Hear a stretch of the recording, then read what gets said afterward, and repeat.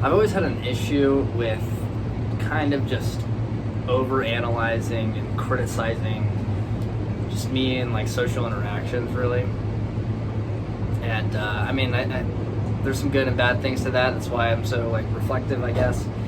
But on like how to enable a more secure position and things like that. But it can get bad sometimes too, because I'll think of things from like years ago that were cringe, or like, oh, I wish I didn't express myself that way, or like I would have said this or something like that, and I'll just like, I'll get so cringe, and I'll just like be like, fuck, like instantly. It's like it's a reaction of me just like saying fuck whenever I think about it. But that brings me to like this tone of just, I mean, this concept of applying a different tone on your perspective and being aware of that, kind of like a genre for how you live your life.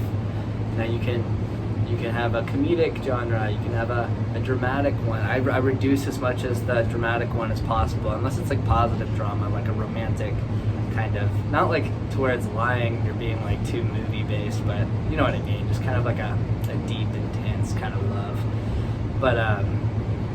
But most of the time, I just want to have a comedic tone. I hate feeling down. It's just interesting how, I don't know, sometimes it's necessary to feel down in order to gain, I guess, some type of different learning, for it to hit different. But I just think that managing that is really important. And, you know, I'm experiencing it a lot with this new job. I've been referencing that so much, but with this new job, it's so stressful, and I'm like critiquing myself so bad because I'm not good. Like, I'm not supposed to be good. I'm in like week 3. But it's just hard to take your ego out of it and not overly criticize yourself. But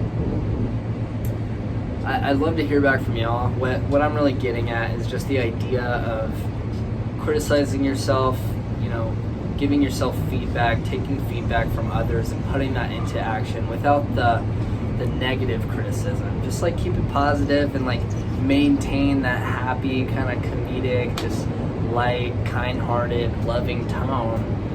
And that's just where my mind's been going lately. Whenever I start feeling down, it's just, okay, maybe I should just embody this concept of like happiness and love. And even though I'm fucking up, just remove my ego from it altogether and just learn it at face value. Like, take the learnings and then just keep rolling. It's just, I know I might be saying some cliche things, but I say it all the time, and that's why it's just so important for you to figure out how to connect the dots so it works for you and you process it to where you convince yourself towards that.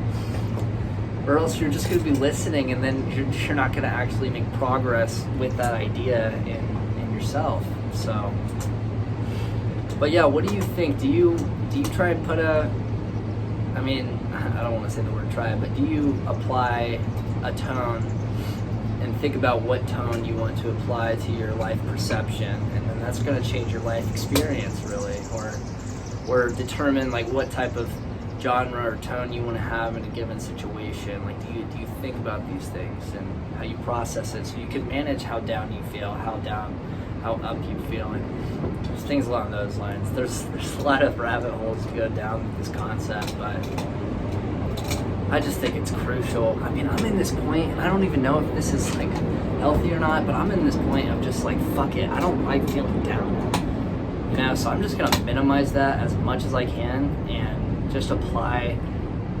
I just want to embody like this egoless, just loving person who just laughs at himself, like, oh, I made that mistake, but here, I'll correct it.